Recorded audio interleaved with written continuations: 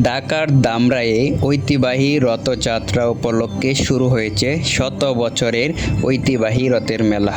প্রতিদিন সকাল থেকে গভীর রাত পর্যন্ত মেলায় ভিড় করছেন হাজার হাজার দর্শনার্থী। দূর দূরান্ত থেকে মানুষ পরিবার পরিজন নিয়ে ঐতিহ্যবাহী মেলা উপভোগ করতে আসছেন। মেলার চারদিকে উৎসবমুখর আমেজ, শিশু কিশোরদের আনন্দ নিয়ে রয়েছে নাগরদোলা, সার্কাস, দোলনা, বিভিন্ন রকমের বিনোদন আয়োজন। পাশাপাশি বসেছে খেলনা, মাটির তৈরি সামগ্রী, হস্তশিল্প, পোশাক সামগ্রী, মিষ্টি, স্থানীয় খাবারের অসংখ্য দোকান। বিক্রেতাদের মুখে দেখা যাচ্ছে স্বস্তির হাসি। তারা বলছে প্রতিদিনই ক্রেতা ও দর্শনার্থীর সংখ্যা বাড়ছে, ফলে ভালো বিক্রি হচ্ছে।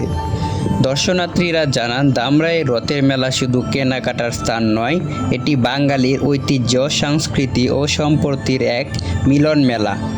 প্রতি বছর এই মেলা উপলক্ষে থাকেন তারা। মেলায় আগত মানুষের নিরাপত্তা নিশ্চিত করতে আইনশৃঙ্খলা বাহিনী সদস্যরা সার্বক্ষণিক দায়িত্ব পালন করছেন।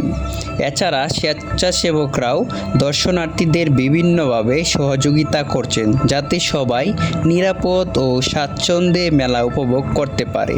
সব মিলিয়ে ধামরাইয়ের ঐতিহ্যবাহী রথের মেলা এখন পরিণত হয়েছে আনন্দ উৎসব ও সাংস্কৃতিক এক মহামিলনের। প্রতি বছরের মতো এবারও মেলাটি মানুষের প্রাণের উৎসবে রূপ নিয়েছে। সজীব টিভি 24, ধামরাই।